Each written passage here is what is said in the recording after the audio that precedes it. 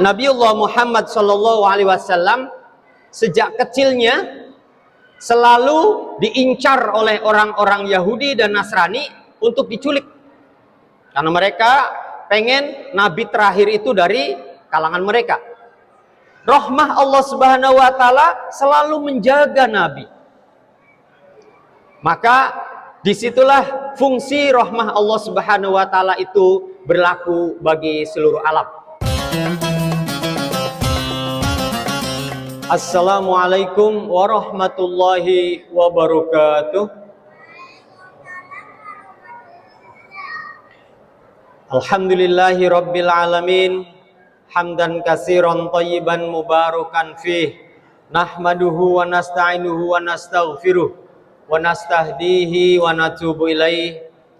Asyhadu an la ilaha illallah wahdahu la syarikalah wa asyhadu anna sayyidana Muhammadan abduhu wa rasuluh.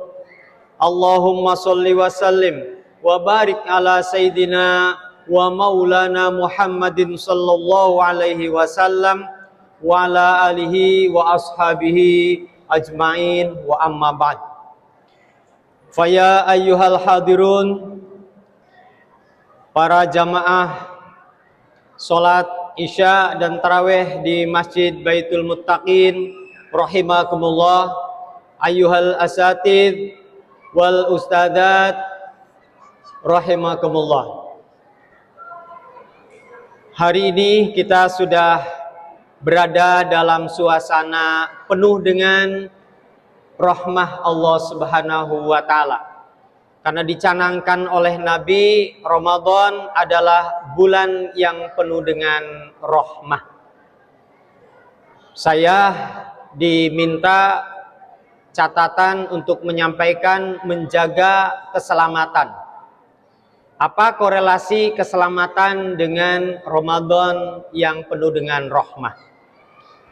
Bapak Ibu hadirin rahimakumullah, dalam hadis yang panjang Rasulullah menyebutkan Ramadan adalah syahrun azimun mubarak, bulan yang penuh berkah. Salah satu indikatornya adalah di sana disebutkan bahwa dibukanya pintu-pintu surga. Futihat abwabul jannah. Dibukanya pintu-pintu surga. Para alim, para ulama banyak memberikan penafsiran, atau dalam konteks redaksi yang lain menyebutkan abwabul jannah berarti abwabur rahmah, yakni pintu-pintu rahmah Allah Subhanahu wa Ta'ala. Pintu rahmah dibuka. Ada lagi menerjemahkan abwabus sama, dibukanya pintu langit.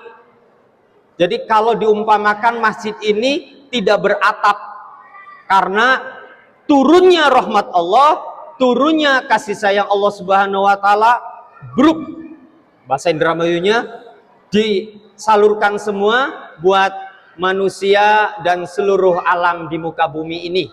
Karena Islam mempunyai asas rahmah lil alamin, kasih sayang bagi seluruh alam.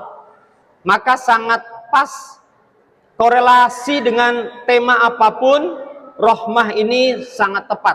Karena Allah memberikan kemuliaan Ramadan yang penuh rahmah ini juga menjaga keselamatan manusia.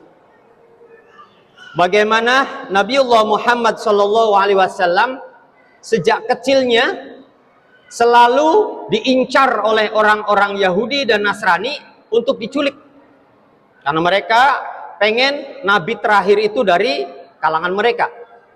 Rahmah Allah Subhanahu wa Ta'ala selalu menjaga nabi. Maka disitulah fungsi rahmah Allah Subhanahu wa Ta'ala itu berlaku bagi seluruh alam. Dalam kesempatan sekarang saya sampaikan satu hadis Rasulullah SAW, agak panjang. Saya berikan ilustrasi bahasa yang mudah, bahwa waf'alul khaira, if'alu al khaira, berbuat baiklah kalian semua di muka bumi ini. Berbuat baik itu cantolannya menuju kepada sinyal-sinyal rahmat Allah Subhanahu wa taala. Nafahat min rahmatillah. Sinyal atau gelombang, sebagaimana kita fahami mempunyai alat komunikasi, karena gelombangnya kuat, karena sinyalnya kuat, maka suara menjadi jelas, gambar juga menjadi bagus. Maka bagaimana kita bayangkan kita hidup selalu berada dalam gelombang yang kuat dengan rahmat Allah Subhanahu wa taala. Bagaimana penerjemahannya? Kita rasakan Ramadan di 10 hari pertama ini. Sikap mental kita bagaimana?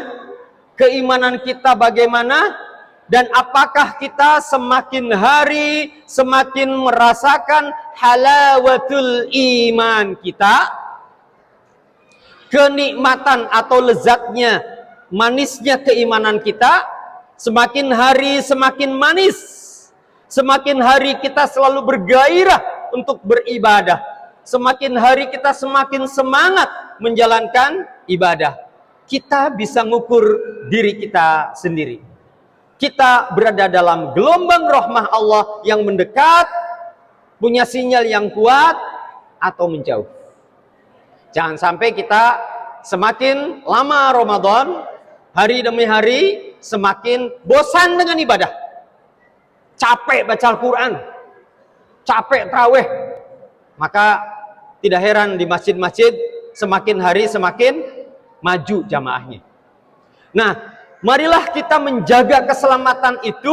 Keselamatan hidup ini adalah selalu berada dalam sinyal yang kuat, gelombang yang kuat dalam koridor rahmah Allah Subhanahu wa taala. Selamat dalam pekerjaan, selamat mengarungi keluarga, selamat menempuh perjalanan, selamat melakukan apapun, bisa disimpulkan dengan salamah fid dunya, salamah fil akhirah. Kita hidup selamat di dunia dan selamat di akhirat.